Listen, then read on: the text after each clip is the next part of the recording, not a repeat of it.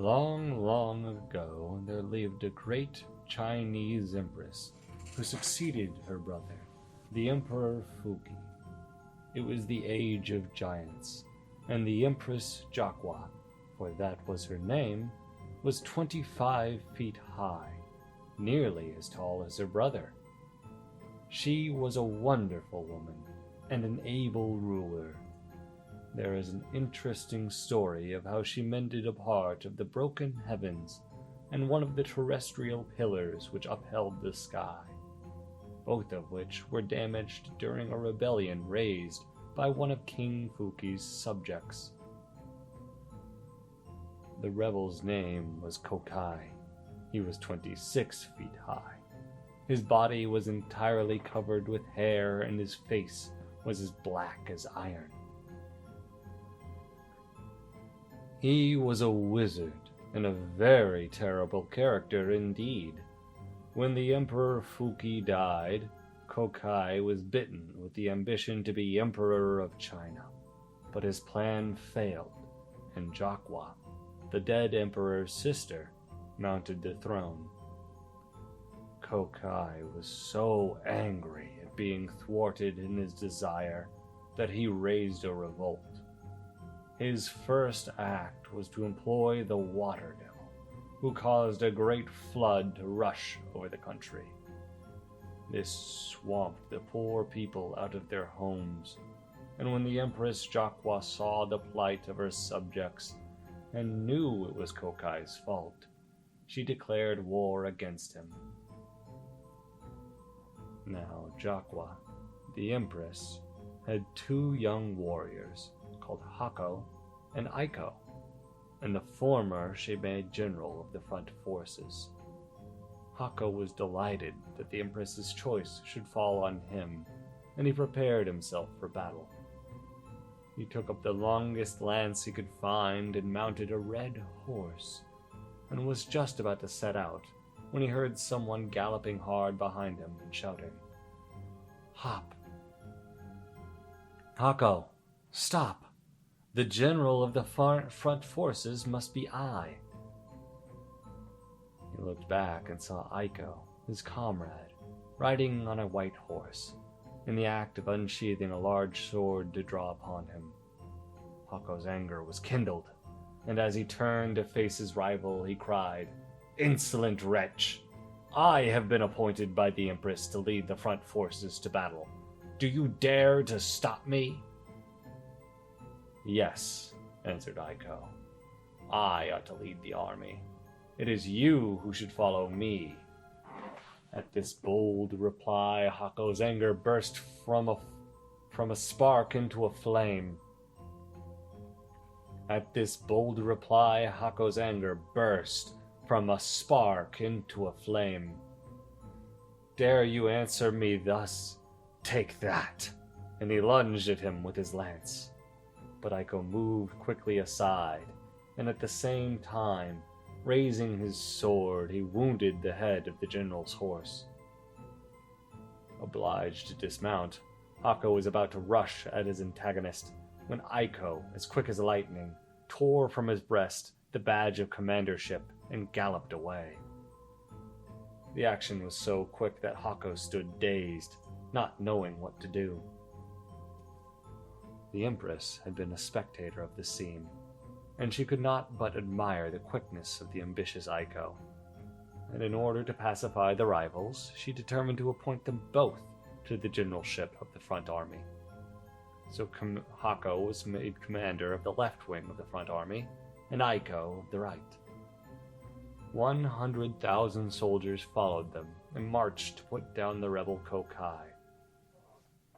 Within a short time, the two generals reached the castle where Kokai had fortified himself.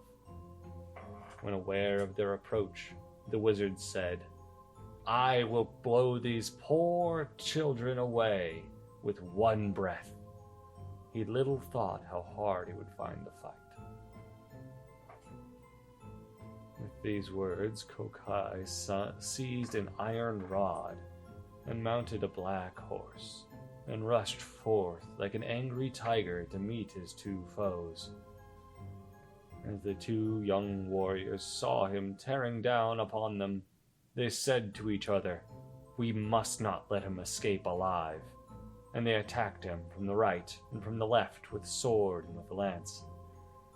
But the all-powerful Kokai was not to be easily beaten. He whirled his iron rod around like a great water wheel, and for a long time they fought thus, neither side gaining nor losing. At last, to avoid the wizard's iron rod, Hako turned his horse too quickly. The animal's hooves struck against a large stone, and in a fright, the horse reared his straight-on end as a scream, throwing his master to the ground. Thereupon, Kokai drew his three-edged sword and was about to kill the prostrate Hako. But before the wizard could work his wicked will, the brave Aiko had wheeled his horse in front of Kokai and dared him to try his strength with him, and not to kill a fallen man. But Kokai was tired, and he did not feel inclined to face this fresh and dauntless young soldier, so suddenly wheeling his horse around, he fled from the fray. Hako, who had only been slightly stunned, had by this time got upon his feet, and he and his comrade rushed after the retreating enemy, the one on foot and the other on horseback. Kokai, seeing that he was pursued, turned upon his nearest assailant, who was, of course, the mounted Aiko, and drawing forth an arrow from the quiver at his back, fitted it to his bow and drew upon Aiko. As quick as lightning, the wary Aiko avoided the shaft, which only touched his helmet strings, and glancing off, fell harmless against Hako's coat of armor. The wizard saw that both his enemies remained unscathed. He also knew that there was no time to pull a second arrow before they would be upon him, so to save himself, he resorted to magic. He stretched forth his wand, and immediately a great flood arose, and Jaqwa's army and her brave young generals were swept away like a falling of autumn leaves on a stream. Hako and Aiko found themselves struggling neck-deep in water, and looking round they saw the ferocious Kokai making towards them through the water with his iron rod on high. They thought every moment that they would be cut down, but they bravely struck out to swim as far as they could from Kokai's reach. All of a sudden, they found themselves in front of what seemed to be an island rising straight out of the water. They looked up, and there stood an old man with hair as white as snow, smiling at them. They cried to him to help them. The old man nodded his head and came down to the edge of the water. As soon as his feet touched the flood, it divided, and a good road appeared, to the amazement of the drowning men, who now found themselves safe. Kokai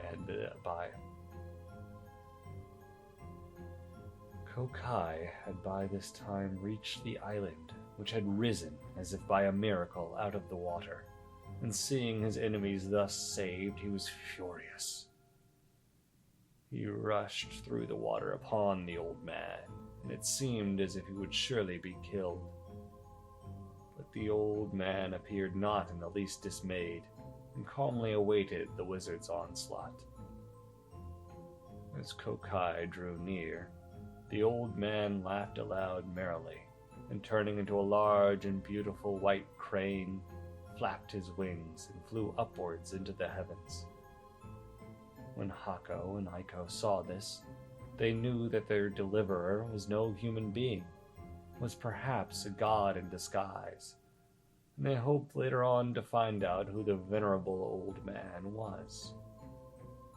In the meantime, they had retreated, and it being now the close of day, for the sun was setting, both Kokai and the young warriors gave up the idea of fighting more that day.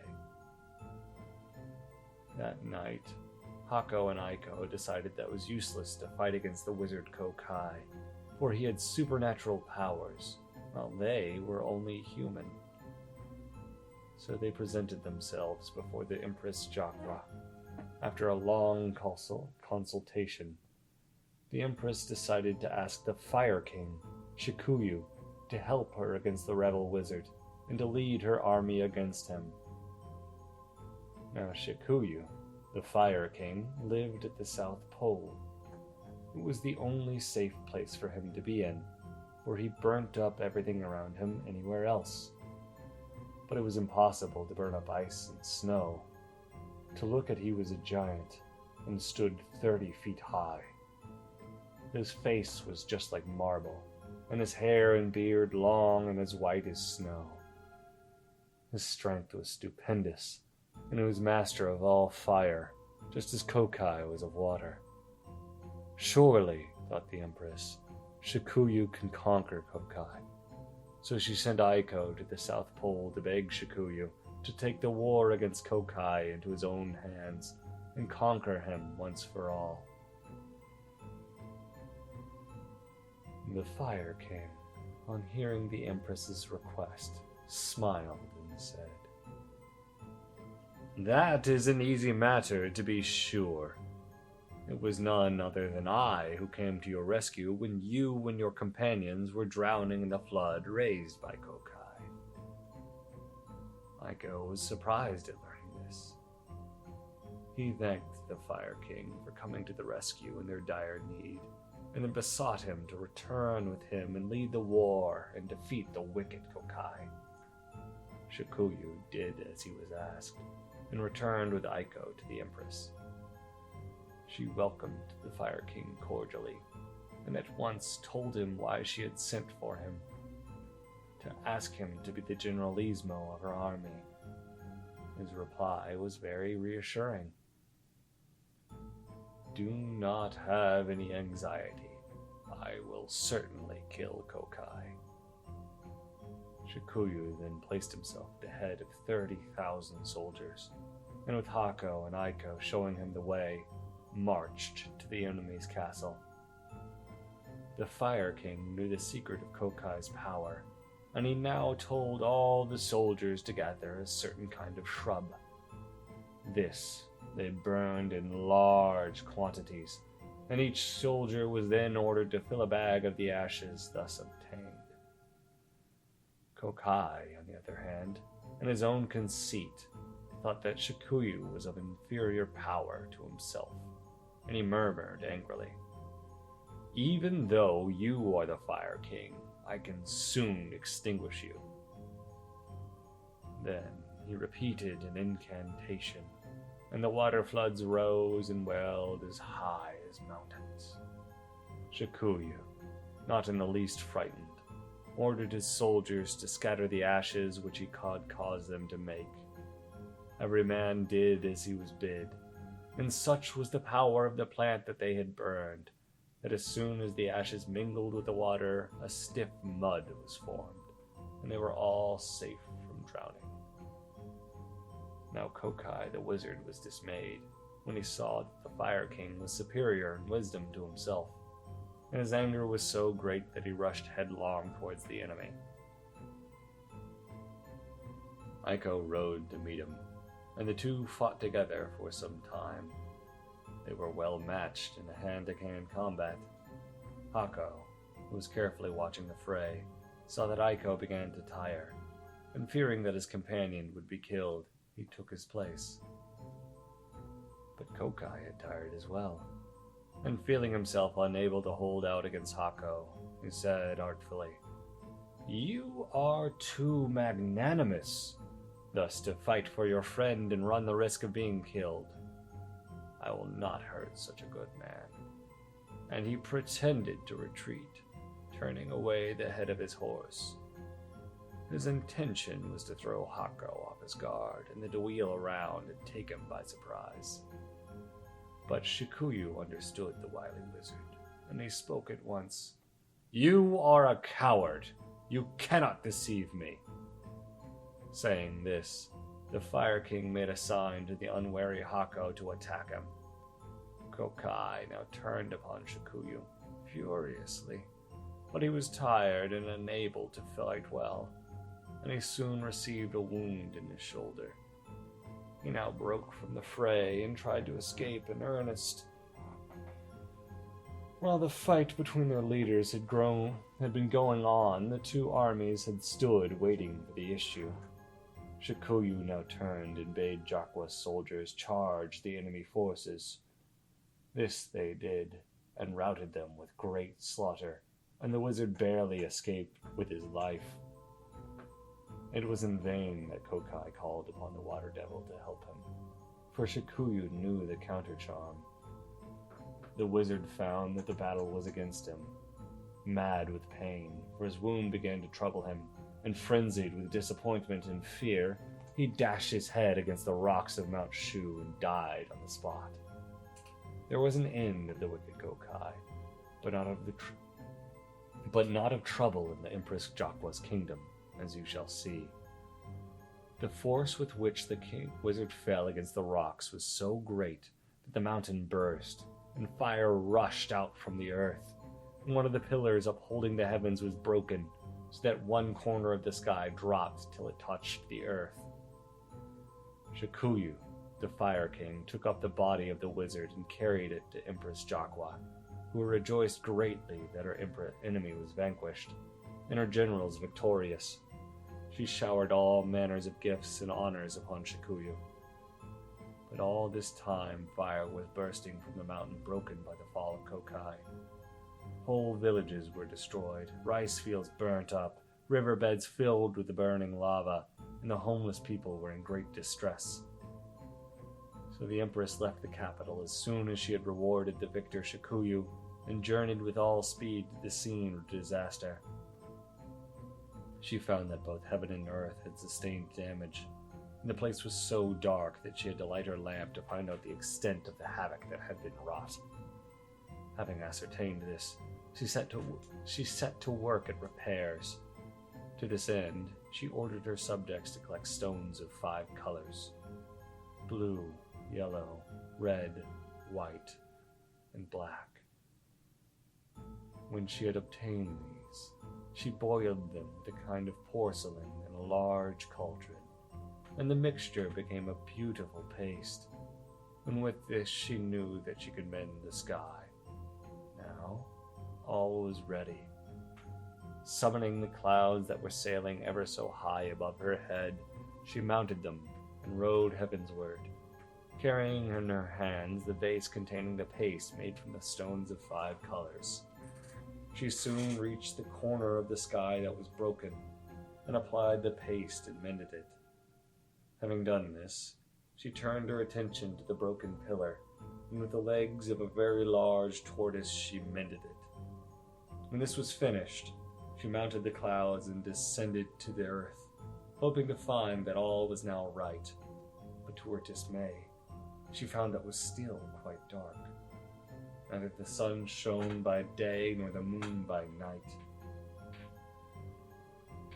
Greatly perplexed, she at last called a meeting of all the wise men of the kingdom, and asked their advice as to what she should do in this dilemma. 2 of the wisest said, "The roads of heaven have been damaged by the late accident, and the sun and moon have been obliged to stay at home. Neither the sun could make his daily journey, nor the moon her nightly one, because of the bad roads. The sun and moon do not yet know that your majesty has mended all that was damaged. So we will go and inform them that since you have repaired them, the roads are safe." The Empress approved of what the wise men suggested, and ordered them to set out on their mission. But this was not easy, for the palace of the sun and moon was many, many hundreds of thousands of miles distant and to the east. If they traveled on foot, they might never reach the place. They would die of old age on the road. But Jakwa had recourse to magic. She gave her 2 ambassadors wonderful chariots which could whirl through the air by magic power, 1,000 miles per minute. They set out in good spirits, Riding above the clouds, and after many days, they reached the country where the sun and moon were living happily together. The two ambassadors were granted an interview with their Majesties of Light, and asked them why they had for so many days secluded themselves from the universe. Did they not know that by doing so they plunged the world and all its people into uttermost darkness, both day and night? Replied the sun and moon. Surely you know that Mount Shu has suddenly burst forth with fire, and the roads of heaven have been greatly damaged. I, the sun, found it impossible to make my daily journey along such rough roads, and certainly the moon could not issue forth at night.